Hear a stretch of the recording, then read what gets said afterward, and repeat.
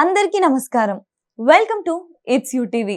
ప్రస్తుతం మనతో పాటు ఉన్నారు శ్రీ విద్యా ఉపాసకులు, అంతేకాదు మైసూర్ అవధూత దత్తపీఠానికి ఆస్థాన విద్వాంసులు డాక్టర్ క్రోవి పార్థసారథి గారు. వారి దీక్షానామం శ్రీ పరమానందనాథ. వారితో మాట్లాడి అసలు సౌందర్య లహరి అంటే ఏంటి, అది ఎవరు రచించారు, అందులో ఎన్ని శ్లోకాలు ఉన్నాయి, ఆ శ్లోకాలు మనకి ఏం తెలియజేస్తున్నాయి, ఈ విషయాలన్నీ కూడా గురుగారితో మాట్లాడి తెలుసుకుందాం. అంతకంటే ముందు ఇటువంటి ఆధ్యాత్మికపరమైన వీడియోస్ కోసం ఇప్పుడే మన ఛానల్ ని సబ్స్క్రైబ్ చేసుకోండి. నమస్కారం గురుగారు. గురుగారు, మొన్న మనం చక్కగా మొదటి శ్లోకం గురించి తెలుసుకున్నాం సౌందర్య లహరి నుండి. ఇప్పుడు రెండవ శ్లోకం సౌందర్య లహరిలో మనకి ఏం తెలియజేస్తుంది? రెండవ శ్లోకం ఇది కూడా అమ్మవారి మహాత్మ్యాన్ని గురించే తెలియజేస్తుంది. అమ్మవారి మహాత్మ్యం ఎలా ఉంటుంది ఇక్కడ ఈ శ్లోకం చూడండి. ముందు తనీయాంసం పాంసం తవ చరణ పంకేర్భువం విరించి సంచిన్వన్ విరచేతి లోకాన వికలన్ వహచ్చేనం శౌరి కథమపి సహస్రేణ శిరసాం హరసంటుజ్యైనం భజతి పసిదోద్ధూళిన విధిం. ఇందులో ఏమంటాడు అంటే, అమ్మవారి కృప అంటే అమ్మవారి యొక్క పాదధూళి. ఆ పాదధూళిలో ఒక్క అణువు చాలమ్మా, నాకు ఇంతకన్నా అక్కర్లేదు. నీ కృప అంటే నాకేదో పెద్దగా తవ్వి తలకెత్తే ఎక్కర్లేదు, అంత అవసరం లేదు. ఒక్క ఆ పాదధూళి, ఒక రేణువు, ఆ రేణువు ఉంటే చాలు నాకు. నీ పాద రేణువు చాలు. ఆ పాద రేణువుతో ఏమవుతుందిట అని మనం అంటే, ఇక్కడ అంటున్నాడు ఏం కాదుట అని. ఆ ఒక్క పాదరేణువుతో ఏం పని జరగదు, అన్నీ జరుగుతాయి అంటున్నాడు. దానికి ఉదాహరణ చెప్తూ ఉన్నాడు. అమ్మా, నీ పాద రేణువు తీసుకున్నంత మాత్రం చేతనే బ్రహ్మదేవుడు ఈ చరాచర జగత్తుని కూడా సృష్టిస్తూ ఉన్నాడు.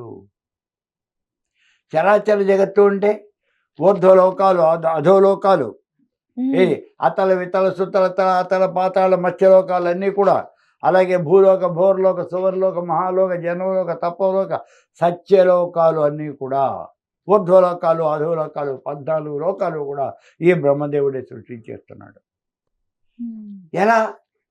ఆయనకి ఇదేమిటి అంటే, గతంలో మనం చెప్పుకున్నాం 3 శక్తుల్ని సృష్టించి అమ్మవారు వాళ్ళకి ఇచ్చింది అని చెప్పాం. ఈ బ్రహ్మకి సరస్వతి అనేటువంటి శక్తిని ఇచ్చింది. మహాకాళి, మహాలక్ష్మి, మహాసరస్వతి. ఆ సరస్వతి అనే శక్తి దగ్గర ఉండబట్టే ఆయన ఆ పని చేయగలుగుతున్నాడు. ఎందుకని, ఏమిటి అంత ఇది, అలా ఎలా చెప్తున్నాం మనం? ఆయన లేకపోతే ఆయన చేయలేడు అని అక్కడ ప్రూవ్ అయిపోయింది, నిర్ధారణ అయిపోయింది. ఎలాగా అంటే, ఆవిడేమో ఈ ముగ్గురిని త్రిమూర్తులకి ఇచ్చింది. వీళ్ళు శక్తులు, మీ యొక్క శక్తులు మీతోనే ఉంటారు, అన్ని రకాలుగాను మీకు సహాయ సహకారాలు అందిస్తారు అంది. సరే, ఇలా నడుస్తున్నటువంటి దీంట్లో ఒకానొక రోజున ఏదో వచ్చింది. మొత్తానికి ఆ 3 శక్తుల్ని కూడా ఈ త్రిమూర్తులు అవమానించారు. మమ్మల్ని అవమానిస్తారా అని వాళ్ళు ముగ్గురు వెళ్ళిపోయారు. వాళ్ళు చట్టంపట సర్దేసుకుని వెళ్ళిపోయారు. మేము ఉండం పొమ్మన్నారు.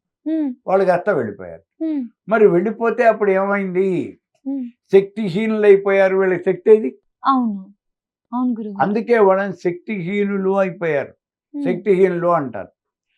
అంటే వాడు ఉన్నా లేకపోయినా ఒకటే, అంటే బతుకున్నా చచ్చినట్టే అంతే.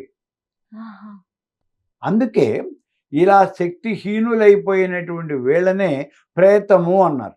త్రిమూర్తులనే శక్తిహీనులైపోతే వాళ్ళని ప్రేతము అన్నారు.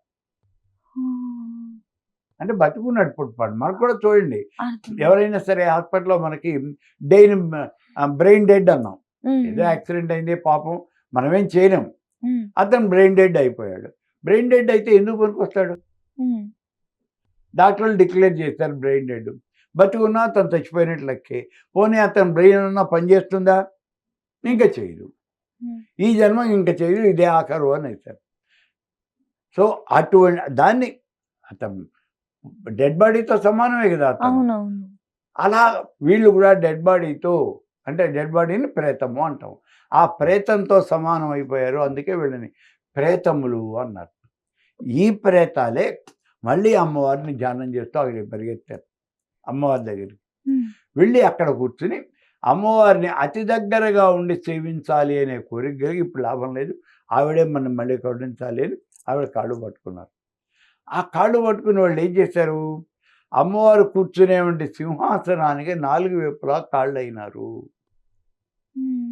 అమ్మవారిని మనం పంచప్రేతాసనాసీన పంచబ్రహ్మస్వరూపిణి అని అంటాం మనం. ఆ పంచప్రేతాసనాసీన అంటే 5 ప్రేతముల యొక్క ఆసనం మీద 5 ప్రేతములు మోస్తూ ఉన్నటువంటి ఆసనం మీద కూర్చున్నది. ప్రేతము అంటే ఇప్పుడు చెప్పుకున్న డెడ్ బాడీ, శవం. వీళ్ళు ప్రాణం ఉన్నప్పటికీ కూడా ఒకే ప్రాణం మాత్రమే ఉంది. అది ఇందాక మనం బ్రెయిన్ డెడ్, మిగిలిన విషయాల్లో అన్నింటిలోనూ వాళ్ళు ఏం లేనంటే లెక్క. అటువంటి ఈ ప్రేతములు మోస్తున్నటువంటి ఆసనం మీద ఆవిడ కూర్చున్నది కాబట్టి దాన్ని పంచప్రేతాసనము అని అన్నారు. ఈ 5 ఎవరండి, బ్రహ్మ, విష్ణువు, రుద్రుడు, మహేశ్వరుడు. 4 కోళ్ళు. అమ్మవారి యొక్క ఆసనానికి 4 కోళ్ళు కాగా సదాశివుడు పైన ఉన్నటువంటి పలక అయ్యాడు, ఆవిడ కప్పుకునేటటువంటి దుప్పటి అయ్యాడు అని చెప్తూ ఉన్నారు. కాబట్టి ఇవన్నీ కూడా ఆవిడ అధీనంలో పూర్తిగా ఉండిపోయినవే, స్వతంత్రంగా వాళ్ళు ఏ పని కూడా చెయ్యలేరు, అటువంటి స్థితిలో ఉన్నారు. దీనికి అందరికీ కారణం ఏమిటి అంటే వాళ్ళ శక్తిని అవమానించటము, ఆ శక్తి లేకుండా పోవటము, వీళ్ళు శక్తిహీనులైపోవటము. అందుకు చెప్తూ ఉన్నాడు, అమ్మా నీ యొక్క పాద రేణువును వాడు తీసుకున్నంత మాత్రం చేత బ్రహ్మ సృష్టి చేయగలుగుతున్నాడు. సృష్టి అంటే ఇక్కడ ఈ కంటికి కనిపించే ఈ సృష్టి కాదు, 14 లోకాలు సృష్టించగలిగాడు. ఊర్ధ్వలోకాలు, అధోలోకాలు, అటేడు ఇటేడు 14 లోకాలు సృష్టించగలిగాడు అన్నాం.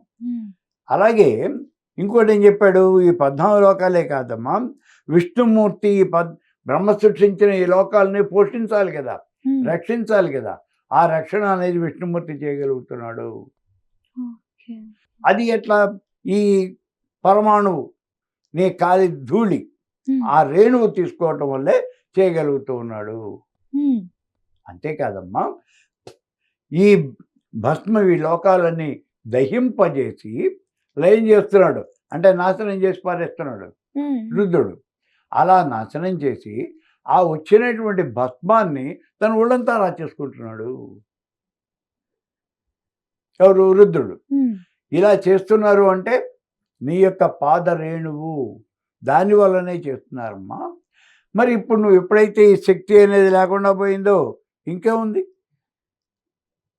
వాళ్ళు బ్రహ్మ సృష్టి చేయలేడు, విష్ణుమూర్తి రక్షణ చేయలేడు, ఈయన లయము చేయలేడు, ఏమీ లేకుండా అయిపోతారు. తల్లి నువ్వు సామాన్యమైనటువంటిది కాదు నీ శక్తి అంటే, నీ శక్తి వల్లనే వీళ్ళంతా కూడా ఈ చరాచర జగత్తును సృష్టి స్థితి లయాలన్నీ కూడా చేయగలుగుతూ ఉన్నారు అని ప్రార్థన చేస్తున్నాడు ఈ 2వ శ్లోకంలో. ఇంత గొప్పగా వర్ణించారు కదా గురుగారు. అంటే శక్తి లేకపోతే సాక్షాత్తు త్రిమూర్తులు కూడా ప్రేతాత్మతో సమానం అని చెప్పడము. ఈ త్రిమూర్తులే మామూలుగా వీళ్ళకి గనక ప్రాణం ఉంటే వీళ్ళు పంచబ్రహ్మలు అనబడతారు. మళ్ళీ ఇదే త్రిమూర్తి, ఇదే ఈ పంచబ్రహ్మ. ఇందా మనం చెప్పుకున్నాం, బ్రహ్మ, విష్ణువు, రుద్రుడు, మహేశ్వరుడు, సదాశివుడు, వీళ్ళే పంచబ్రహ్మలు. సజ్జోజాత, వామదేవ, అఘోర, తత్పురుష, ఈశాన అనే పేర్లతో వీళ్ళే పంచబ్రహ్మలుగా ఉంటారు ప్రాణం ఉంటే. ప్రాణం లేకపోతే వీళ్ళే ప్రేతాలు. ఆ శక్తి లేకపోతే వీళ్ళంతా ప్రేతాలు అయిపోతారమ్మా. గురుగారు నాకు ఒక చిన్న సందేహం. త్రిమూర్తులు అంటే బ్రహ్మ, విష్ణు ఇంకా శివుడు కదా. ఇక్కడ మనం రుద్రుడు, రుద్రుడు రుద్రుడు సదాశివుడు, మహేశ్వరుడు. అవును. ఈ అంటే ముగ్గురు ఒకటి కాదా? మళ్ళీ ముగ్గురు శివుడు, ముగ్గురు రుద్రుడు, మహేశ్వరుడు, సదాశివుడు. అవునా? కాదు. అమ్మవారు ఆవిడ పంచకృత్య పరాయణ అని చెప్పబడుతుంది. పరమేశ్వర స్వరూపం 5 రకాల కృత్యములు అంటే పనులు. ఆ. 5 రకాలైన పనులు చేస్తుంది పరమేశ్వర స్వరూపం. ఏమిటిది? సృష్టికర్తి బ్రహ్మరూప, గోప్తే గోవింద రూపిణి, సంహారిణి రుద్రరూప, తిరోధానకరి ఈశ్వరి, సదాశివ అనుగ్రహద, పంచకృత్య పరాయణ, లలిత సహస్రం చెప్తుంది మనకు. అంటే ఈ 5 పనులు విడివిడిగా.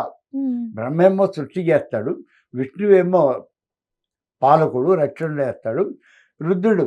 ఇక్కడ శివుడు కాదు, శివుడు అనేవాడు అసలు ఎవడు మనకి లేడు. ఇక్కడ మనకి ఏమవుతుందంటే దీంట్లో వేదకాలంలో మనకి రుద్రుడు అనేవాడే ఉన్నాడు వేదంలో, శివుడు లేడు. వేదంలో ఎక్కడ నీకు శివుడు అనేవాడు లేడు, మరి రుద్రుడు అనే పేరుతోనే ఉన్నాడు. అందుకే మనం శివుడికి అభిషేకం చేస్తాం దేవాలయంలోకి వెళ్ళి. ఆ అభిషేకం చేసేప్పుడు చెప్పే మంత్రాలు ఏంటో తెలుసా? నమకము చమకము. ఈ నమకము చమకము అంటే రుద్రుడి మంత్రాలు, అవి శివుడి మంత్రాలు కాదు, రుద్రుడివి. నమస్తే రుద్రమన్యభవతో తైషవే నమః, నమస్తే రుద్ర అని మొట్టమొదటే చెప్తూ ఉన్నాం. ఆయన రుద్రుడు.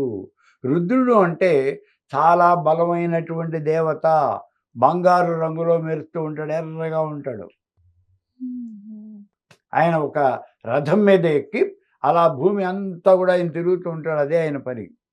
ధనుర్బాణాలు చేత్తో ధరించి ఉంటాడు. ఎందుకు? శత్రువు ఎంత బలమైనటువంటి వాడైనా సరే బాణాలతో వాడిని చంపేస్తాడు. ఎటువంటి శత్రువు అయినా సరే ఈ రుద్రుడు చంపేస్తాడు. అధర్మము ఎక్కడ జరిగినా ఆయన భరించడు, అధర్మాన్ని అటువంటి వాడు రుద్రుడు. అయితే ఆయన చాలా కోపం కలిగినటువంటి వాడు, భక్తుల యందు విపరీతమైన కరుణ కూడా కలిగినటువంటి వాడు. కానీ ఇక్కడికి వచ్చేప్పటికి ఏమైందంటే పురాణ కాలం వచ్చింది, అది వేదకాలం. వేదకాలం అయిపో పురాణ కాలం వచ్చింది. ఆ రోజున రుద్రుడు ఇంత రౌద్రమూర్తి అయితే కష్టం కదా అని ఆ రోజున మహర్షులంతా ఏం చేశారు? ఆ రుద్రుడిని మనకి తప్పించేసి రుద్రుడిని కొంచెం ఆయన సాఫిస్టికేటెడ్గా తయారు చేశారు. ఆయన నెత్తిన బాగా నీళ్లు పోసి శాంతమూర్తి శాంతమూర్తి, ఆయనేమో తమగుణ ప్రధానుడు, ఉగ్రమూర్తి. ఆ ఉగ్రాన్ని తగ్గించి శాంతమూర్తిగా చేశారు. శాంతమూర్తిగా చేసి శివుడు అని నామకరణం చేశారు. ఆ రుద్రుడే ఇవాళ శివుడు. వేదకాలంలో రుద్రుడు, పురాణ కాలంలో వచ్చేప్పుడు శివుడు. అందుకే మనకి శివుడు ఎప్పుడు కూడా పరమశాంతమూర్తి. ఆయన ఎప్పుడు చూడండి సమాధిలో ఉంటాడు, తపస్సు చేసుకుంటూ ఉంటాడు. ఎక్కడైనా సరే ఆయన ఎట్లా కూర్చుని ఉంటాడు అంతే, అలా తపస్సు చేస్తూ ఉంటాడు.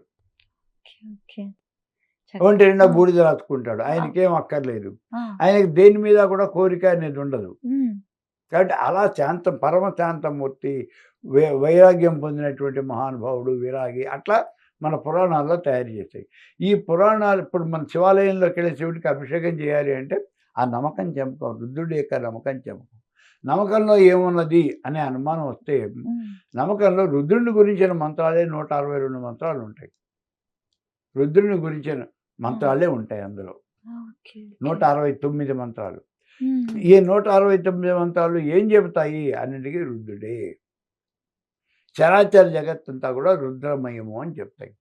తర్వాత ఈ రుద్రుడు లోకాలు దహించి వేశాడు కదా, అప్పుడు మహేశ్వరుడు మళ్ళీ ఈ లోకాలు సృష్టించటానికి ఆయన సహాయం చేస్తాడు, మహేశ్వరుడు. ఆ తర్వాత సృష్టించడానికి సదాశివ అనుగ్రహద, సృష్టించుకోండి అని పర్మిషన్ ఇస్తాడు. మళ్ళీ లోకాల సృష్టికి పర్మిషన్ ఇస్తాడు సదాశివుడు. ఇట్లా ఈ 5 పనులు చేసేటువంటి వాడే పరమేశ్వరుడు. అవి ఎవరు చేస్తారు అంటే అమ్మవారు చేస్తుంది అని మనకి చెప్పడం జరుగుతుంది. చాలా చక్కగా వివరించారు గురుగారు. మాకు మంచి విషయాలు తెలియజేసినందుకు ధన్యవాదాలు గురుగారు.